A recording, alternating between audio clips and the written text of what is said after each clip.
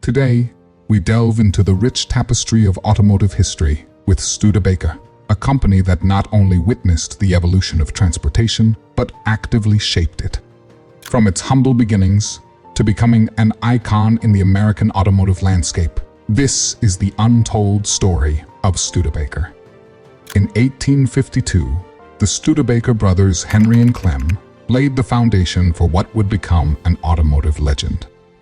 Originating as a blacksmith shop in South Bend, Indiana, the brothers initially focused on crafting wagons for the expanding American frontier. Their dedication to quality craftsmanship and innovation set the stage for Studebaker's future success.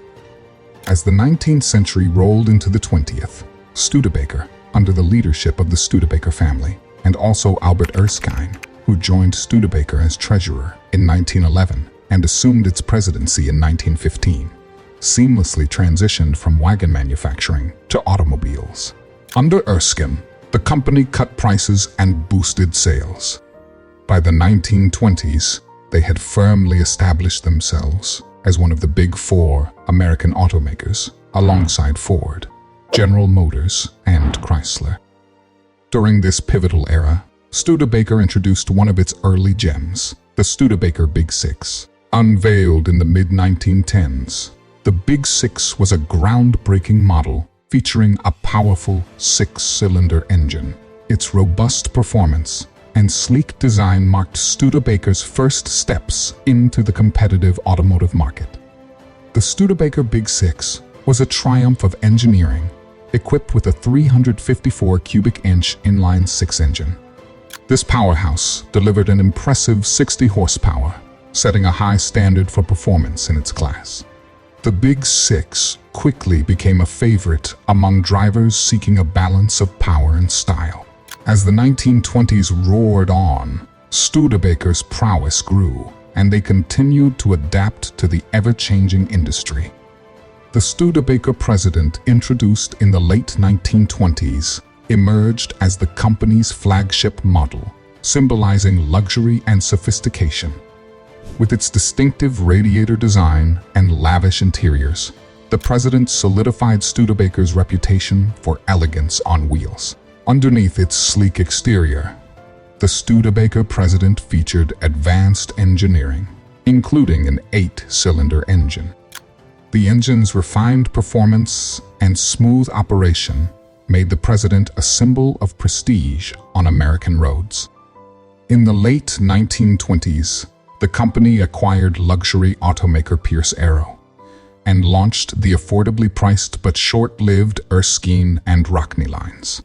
Moving forward, the company faced the challenges of the Great Depression in the worst way. Erskine thought the dip in the economy at the start of the Great Depression was only a small and temporary bump in the road and continued to burn cash.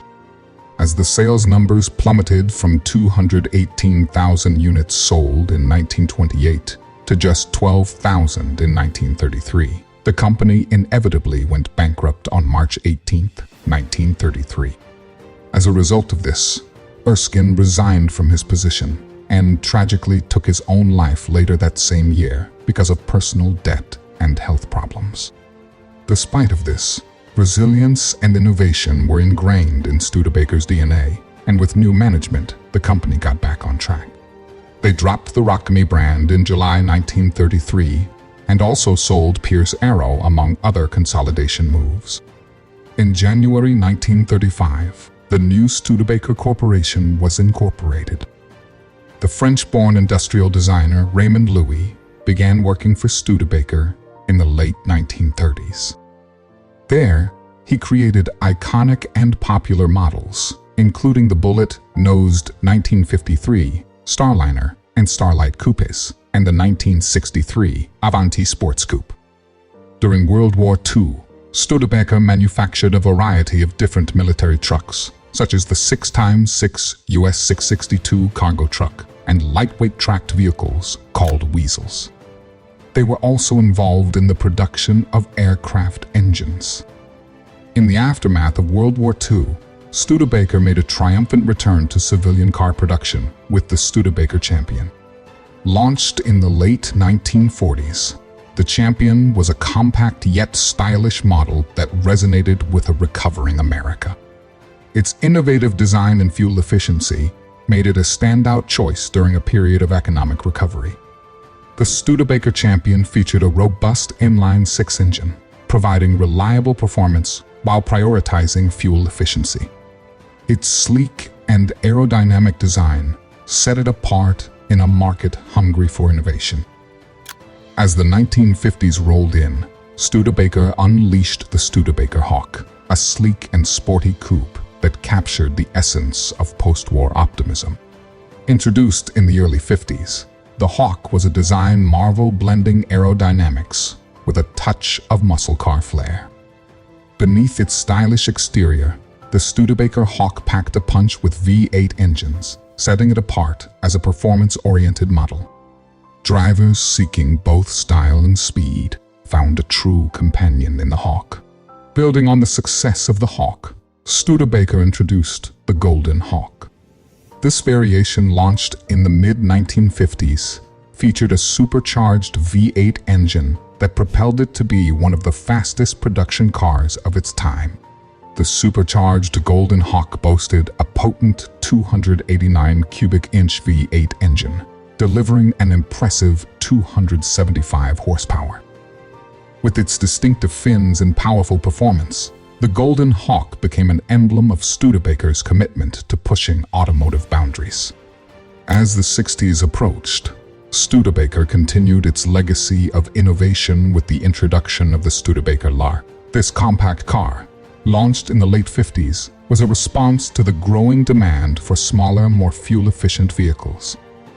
The Studebaker Lark, available in various body styles, offered a range of engines, including 6-cylinder and V8 options. This flexibility, combined with its compact size, made the Lark a hit in a changing automotive landscape. In the 1960s, an era marked by innovation and challenges, Studebaker, ever adaptable, introduced the Avanti, a car that would become an enduring symbol of their commitment to cutting-edge design.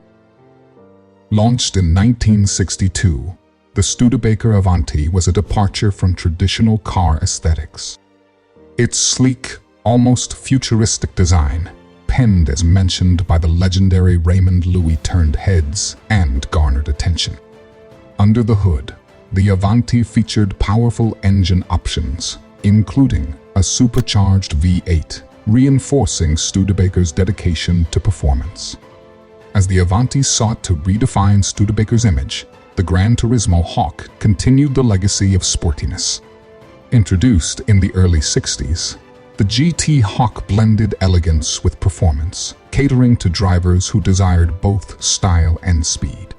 The Gran Turismo Hawk boasted a powerful 289 cubic inch V8 engine, making it a spirited performer on the road.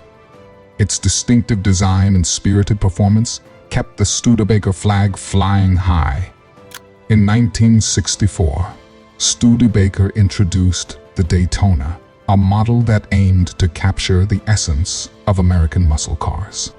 The Daytona, available in various trims, featured powerful engines, including a 283 cubic inch V8, appealing to drivers with a thirst for speed.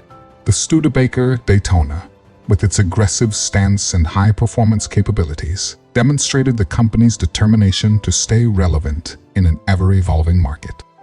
However, despite the innovative models and resilience shown by Studebaker, the automotive landscape was changing rapidly.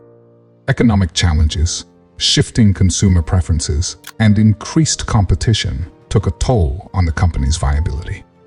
And in 1963, Studebaker ceased its production of automobiles at their South Bend plant, marking the end of an era. The final Studebaker rolled off the assembly line, closing the chapter on a company that had left an indelible mark on American automotive history. The production of automobiles did, however, continue at their Hamilton plant in Ontario, Canada, after this, but on March 17, 1966, even this Studebaker plant had to cease its production. With this, the mark became part of automotive history. As we bid farewell to Studebaker, we honor the legacy of a company that for over a century shaped the way we think about cars. From the pioneering days of the Big Six to the daring designs of the Avanti, each Studebaker model tells a unique tale of innovation and passion. If you've enjoyed this journey through the highway of automotive history, don't forget to like, subscribe, and hit the notification bell. Share your thoughts and memories of Studebaker in the comments below. Until our next exploration into the world of wheels, keep the spirit of speed alive. This is Minute Man signing off.